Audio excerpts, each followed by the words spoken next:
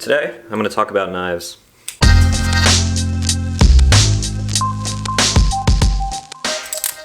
What's going on YouTube? Back with some more stuff and things, and in my previous videos you guys said that you wanted to see some stuff about knives, so I'm going to do that today. Instead of staring at me the whole time, I'm going to take you guys down to the table and show you some of the knives that I've bought over the years.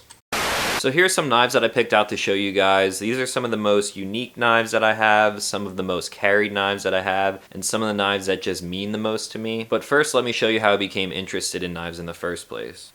This guy right here. So this was my dad's knife that I remember from when I was really young. He used to keep it out in the toolbox in the garage, and I was always fascinated with it because of obviously the fork and spoon on it. I'm not sure where he got it, and I don't even really remember him giving it to me, but I just remember this from my childhood for some reason. And then I grew up and I started carrying a pocket knife every single day. Let's start with this knife right here. This is a Gerber Paraframe 2. This is just a cheap knife that I bought probably 5 years ago at Walmart. This is an all-metal knife with a skeletonized frame lock, pocket clip. The reason why I'm even showing you this is because I carried this knife for probably 2 years straight when I was working at a job which involved unboxing a lot of things. And I have literally unboxed thousands and thousands of boxes with this knife. So it was pretty cool cutting through tape and cardboard and everything, trying to keep it sharp over the years. It's still one of my favorite knives just because it's so light and thin and I've used it so much. This next knife here is also in the same price range as the Paraframe 2. This is the Kershaw Shuffle 2.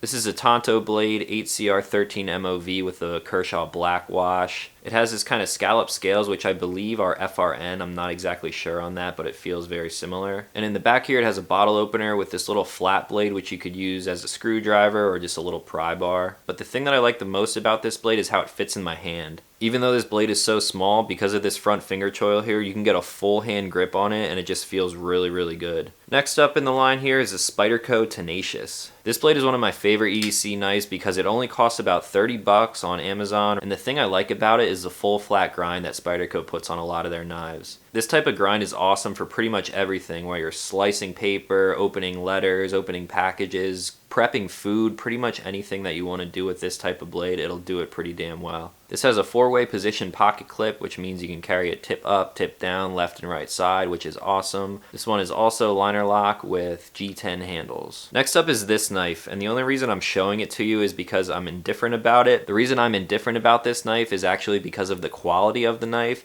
So this is the Mantis Pit Boss. It has this awesome short Warncliffe blade, almost a sheep's foot in the front here. By looking at this knife, you would think that I carried it for like a year or so, but I really only carried it maybe a couple of weeks just because the tolerances were so bad. It's a short, fat blade, almost like a box cutter style utility type of knife. And it's really neat design, but it's just not put together very well. You can probably see in the back here there's machining defects on the back side of the blade, and I don't know if it's because of that, but the lockup is not good at all. Can you hear that? And I've tried fixing it, but it just doesn't work. I just wish this knife was better quality because it's such a cool little knife. That's enough about that. Let's move on to this guy. This is the Boker S2. So this is a huge blade made by Boker or Boker Plus in collaboration with Sniper Blade Works. 440C stainless, isn't the best steel, but it's just a sweet blade. I actually did a little bit of a modification to this. Before, this side of the G10 scales was completely flat across here, so it was kind of hard to get your thumb in between the liner and the liner lock that's inside here. So I took a Dremel and Dremeled this out, just made it smooth, and it matches right up with the inside of the liner here. It's simple to do, and it just makes the knife easier to use in one hand.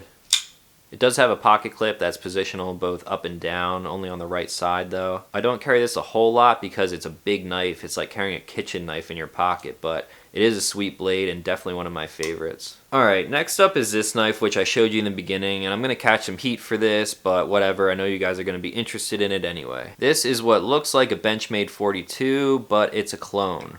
Since these knives are almost impossible to get anymore, I ended up picking this up on a Chinese website probably about 2.5 years ago, just because I wanted to see what all the hype was about. Now, I'm normally not one to buy cheap knockoff products of anything. I'd rather spend my money and get really quality stuff, but this was an exception for the time because I just wanted to see what all the hype was about. If you don't know much about Balisongs or butterfly knives, you probably don't know what this knife is, but it's a grail knife for a lot of people, meaning that they tried to get their hands on this for a long time. And there are still some out there. There are different models of Benchmade that are really similar to this, but for the longest time, the Benchmade 42 was the knife, the butterfly knife to have for flippers. Since it's a knockoff, the quality obviously isn't that good. I ended up losing the end piece here for the lock. It's 440C, and they even put Benchmade's name on it, which is kind of screwed up. They have their butterfly Balisong logo on this side. Believe it or not, I actually use this knife quite a bit, especially when I was working out at a golf course nearby. This thing is not only really fun to flip around and play with, obviously, but it was really convenient to open with one hand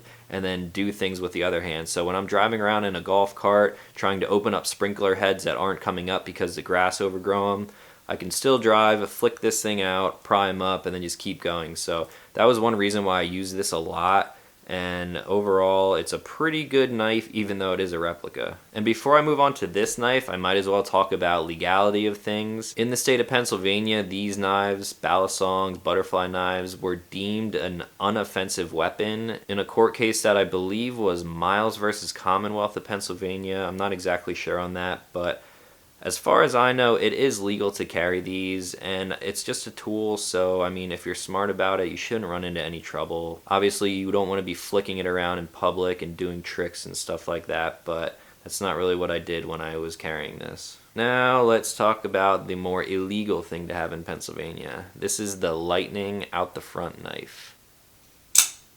So this is obviously a switchblade OTF knife. It is illegal in my state. However, if you're a knife collector, which I guess you could kind of say that I am now, it is okay to own. I never carry this thing. I just have it kind of sitting next to my desk or wherever just so I can do this all day. Just flick it in and out and in and out.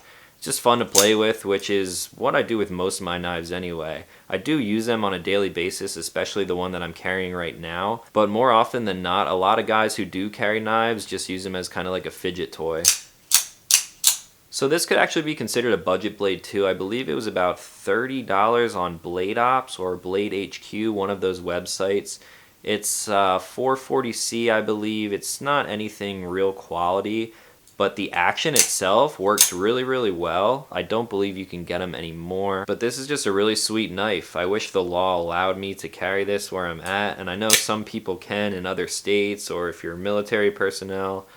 I think the law is a little bit ridiculous that this is more dangerous than this, but whatever, I'm a law-abiding citizen, so I'm not going to carry this, even though I wish I could. Next up are my 3 good quality knives, good quality in my opinion. I've owned these knives for a little while now. I've used them all pretty heavily, and these are the 3 that I carry most often. So first we'll start with the Benchmade Griptilian.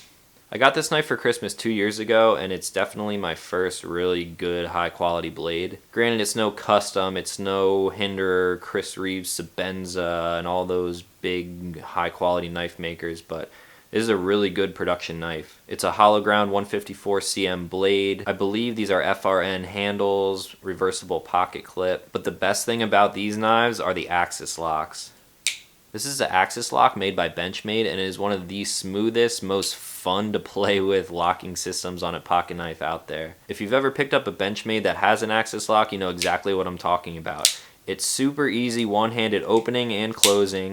You can use the thumb studs to flick it out. You can just do all sorts of different ways to get this knife out, and it's going to come out, and it's going to come out smooth. I really can't say enough good things about this knife. It's just a workhorse. If you want to baton it through a log, it's going to do that. If you want to shave wood, it's going to do that. If you want to open a letter, open a box, which is what I use my knives for, it'll do that. It's just a good knife for EDC, anything that you want to do. Fits great in the hand, good jimping, good grip and everything. Definitely one of my top 5 favorite knives. Next up, what you've seen in my other EDC video, is my Spyderco Paramilitary 2. This knife has more pocket time than probably anything here. Maybe not as much as this, but I've only had this for maybe a year and a half now. G10 handles, CPM S30V blade, full flat grind again, 4-position pocket clip, and one of the main things about this knife is the compression lock. Next to the Benchmade axis lock, this Spyderco compression lock is also one of my favorite locking mechanisms on folding knives. It works very similar to a liner lock like the Tenacious right here. It engages and disengages pretty much the same way. You just push it over and then the blade will fall down. The Paramilitary 2 has the oversized Spidey hole, which is awesome for flicking the knife open, doing a Spidey drop. Pretty much any way you want to open this knife, it's going to open, and it's going to do it one-handed, right hand, left hand, no matter how you do it. So it's an awesome blade for that. After carrying it for a while, the centering of the blade is still pretty damn good, and I can't really complain about anything about this knife. It has a good finger choil, has good jimping on the top here for really fine work, but you can also get a full-handed grip on it if you're gonna do anything kind of tactical with it. The most tactical thing that I would ever do with this blade is probably open some gun parts, but yeah, that's just me. And last but not least, you also saw this in my EDC video, but this is the Spyderco Yojimbo 2. You can obviously tell I use this blade because it has sticky tape residue all over it and whatever. I haven't cleaned any of these knives, but I believe this knife was designed as a tactical fighting type of knife. It has G10 handles, the same compression lock as a Paramilitary 2 and everything. Pretty much the same construction, and although it really wasn't designed for EDC, this Wharncliffe blade is awesome for opening packages and just the same stuff that I've been saying. It's just a good workhorse type of knife. This is also rocking the S30V steel 4-position pocket clip, and just another badass knife by Spyderco. So that's it, short, quick, and to the point, no pun intended. Those are some of the knives that I've carried over the past couple of years, and I think every guy should carry a knife, at least if the law allows you to. If you're thinking about carrying a pocket knife, I probably just gave you some pretty good suggestions on some starter knives. And once you do actually start carrying a pocket knife with you every day, I think you're going to use it way more often than you would actually think. A lot of you guys asked for this video, so I hope you like it. I hope I gave you enough information on anything that you wanted to know about these knives. If you do have any questions about anything that I just showed you, let me know down in the comments. And if you're new to this channel, consider subscribing. I'm going to be doing some more EDC videos in the future. I got a lot of good feedback on my first one, and since then I've been changing up the things that I carry, even though that I said I wasn't going to. But I got some new tools that I carry with me, a new blade that I got for Christmas, and if you want to see all of that stuff before you actually see it in my update video, you can check it out on my Instagram right here, Talon_EDC. Also, you can check out more content on my regular Instagram page, which is just Talon_Sci. Over there, I post pretty much everything that you see in vlogs, so cars, guns, motorcycles, traveling, just doing stuff with friends. So that's it for today. Thank you guys for watching, and I'll talk to you in the next one.